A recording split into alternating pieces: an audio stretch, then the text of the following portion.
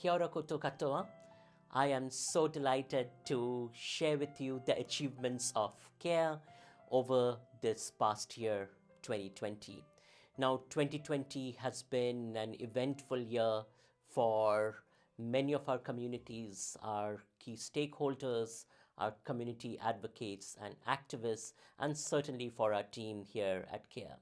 Much like many of you, we have struggled to make sense of COVID, struggled to respond to it, and work with our communities to address solutions that are meaningful to community life. In the earliest part of the pandemic, we started working in many of our communities at the global margins, be it in India, be it in Singapore, or be it in Aotearoa, New Zealand, trying to identify the key problems felt at the margins and working together with the margins, particularly with our advisory groups at the margins, to identify potential solutions and implement those solutions.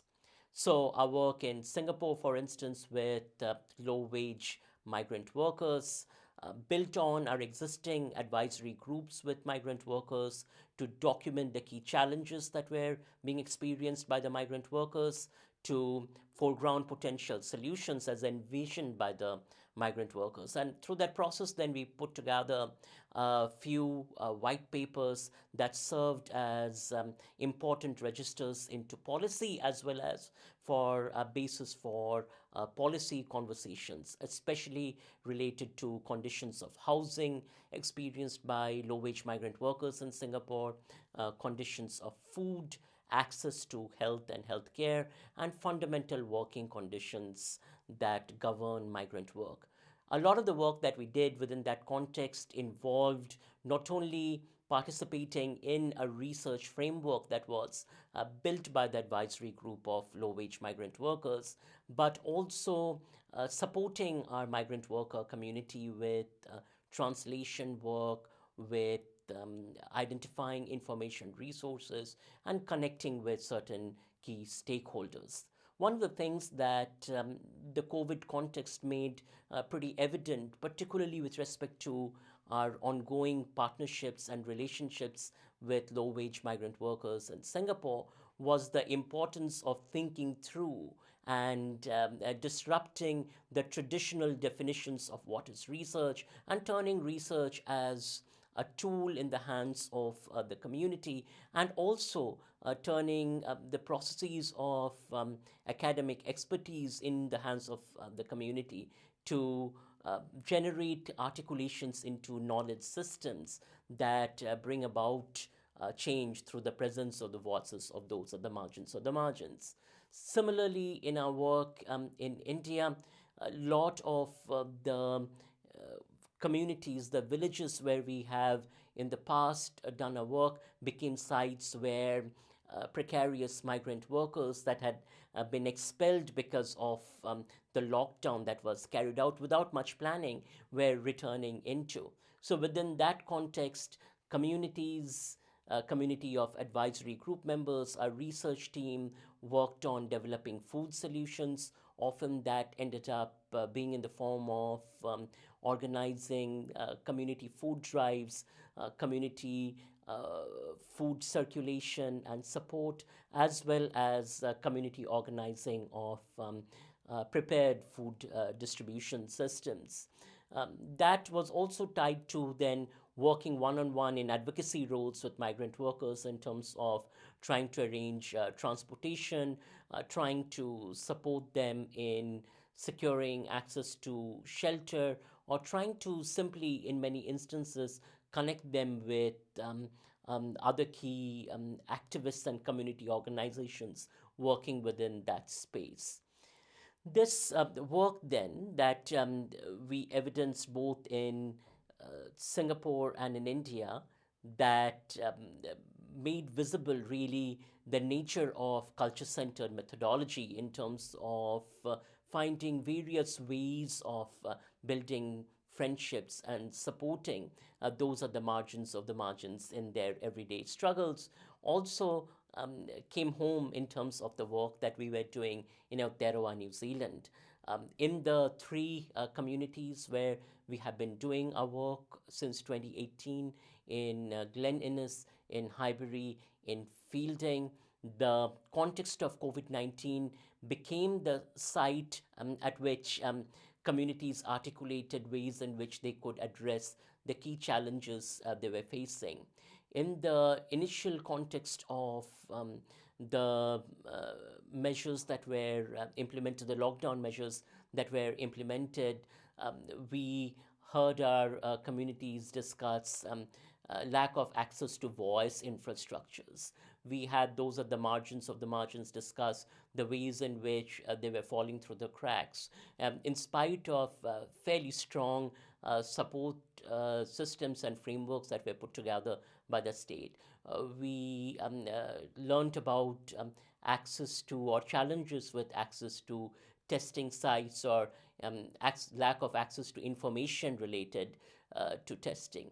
A lot of this work pointed toward communicative gaps that were being experienced in communities. And this became the basis for a series of white papers that CARE put together, voicing these community needs and creating knowledge platforms for these needs to be articulated. Along these lines, our communities also started a wide range of community led initiatives in a COVID context. So, both in Highbury and in Fielding, for instance, our community members have started food gardens, bringing in the community because they identified the lack of access to healthy food, particularly food that would support health and well-being. Was a challenge, and this challenge they felt could be addressed by community coming together and trying to address it through community participation in growing food. Similarly, some of our ongoing work has focused this year on racism and the ways in which racism impacted the COVID context. Now, we have seen this across the world in terms of COVID really further making visible the effects of racism, particularly on marginalized communities. Now, early in 2020, right at the moment when the first instances of COVID started appearing across the globe, CARE was in the process of working with our communities and launching an anti racism campaign. And our work came full circle toward the end of 2020 as many of our communities articulated their struggles with racism, their struggles with racist structures, and the ways in which these racist structures then erased their voices. As we wrap up 2020, I feel grateful. I feel grateful to our research team, to our media production team, as well as to our project team. I feel grateful to Massey University and the Massey Business School for the ongoing support of CARE. And most importantly, I feel grateful to our community members at the margins of the margins and our community researchers who continue to sustain this work. As we move into 2021, I look forward to discussing with you ongoing work at CARE that is emergent within the context of partnership with the joint venture business unit in New Zealand, particularly working with the prevention of sexual violence and family violence in diverse communities, specifically migrant communities, disabled communities, aging communities, and rainbow communities. So, this is going to be an exciting piece of work. Looking forward in 2021, and also looking forward to continue to build sustaining communities that sustain spaces for structural transformation through their presence in discursive spaces and platforms. As with your participation in our platform, I want to thank you with regard to the various conversations we have held on this very platform on Facebook, as well as on our other digital media. We have had a COVID 19 lecture series that has seen many of you join in the conversation. We have seen academics, activists join into various conversations related to COVID 19. We look forward to continuing this work.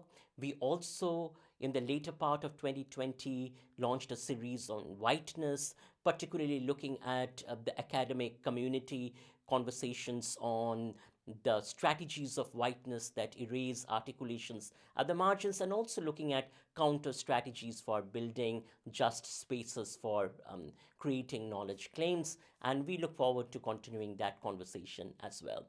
Thank you so much, and see you in 2021. We wish you a happy new year, and we hope that this new year brings us new opportunities for recognizing the ways in which we can participate and collaborate with communities at the margins in building a just, transformative world.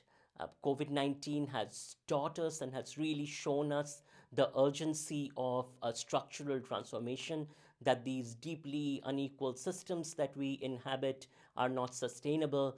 And I hope that the work of CARE in the coming years will continue to commit itself to looking at strategies for building equitable societies based upon ideas of social, political, economic, and cultural justice.